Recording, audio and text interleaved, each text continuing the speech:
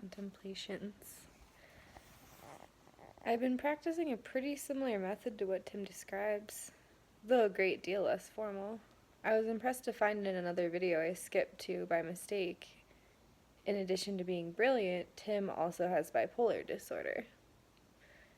That hits really close to home for me, having been diagnosed myself at 17 officially, though I carried the mood disorder label from 14 onward.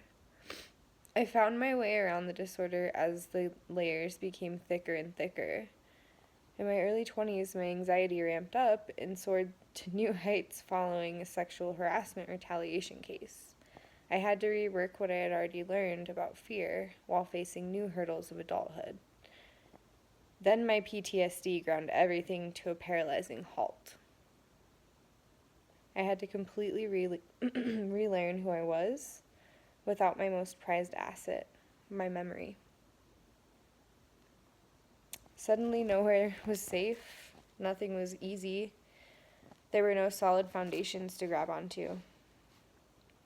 At any moment, the most mundane could become an IED in my mind. The aftershock would last for days. Worse than the unreasonably diabolical agitation was the shame that followed these ego benders. I was drowning in my fear. After going on medications, seeing psychiatrists, psychologists, coming off medication, going through my spiritual awakening / mental breakdown, the single most effective tool of the entire experience was the gift of surrendering. I still struggle a lot to let go of my control issues, sometimes on an hour-by-hour basis. I too fight my own outrageous monkey brain. When I learned to surrender, I learned from my best friend, Allie. She taught me to give myself permission to feel my feelings about situations without being tormented by guilt and shame. She validated my feelings. So to me, that was my first step to embracing discomfort, allowing it to be there without shaming it away. A second lesson came when I was balls deep in therapy for the first time in our 4 or 5 years. I don't remember the context of events too well, but we were in our living room and I was wailing about how it was too hard and she was encouraging me to keep going because the cost of not doing anything was so great.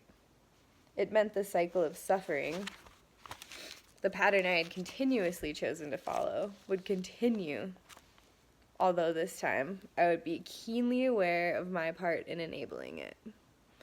So it shook me awake to realize I could no longer not take action towards a solution when it came to my own mental health needs and needing to learn to set healthy boundaries, especially when it came to my family.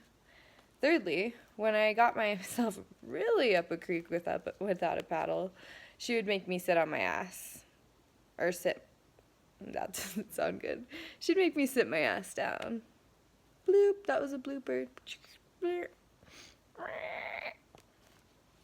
She'd make me sit my ass down and write a list of the things I couldn't control on one side and the things I could control on the other. And, you would bet your bottom dollar which one was longer, huh? Yeah. The ones you can't control, because that's just how life is. Fuck. Thanks, guys.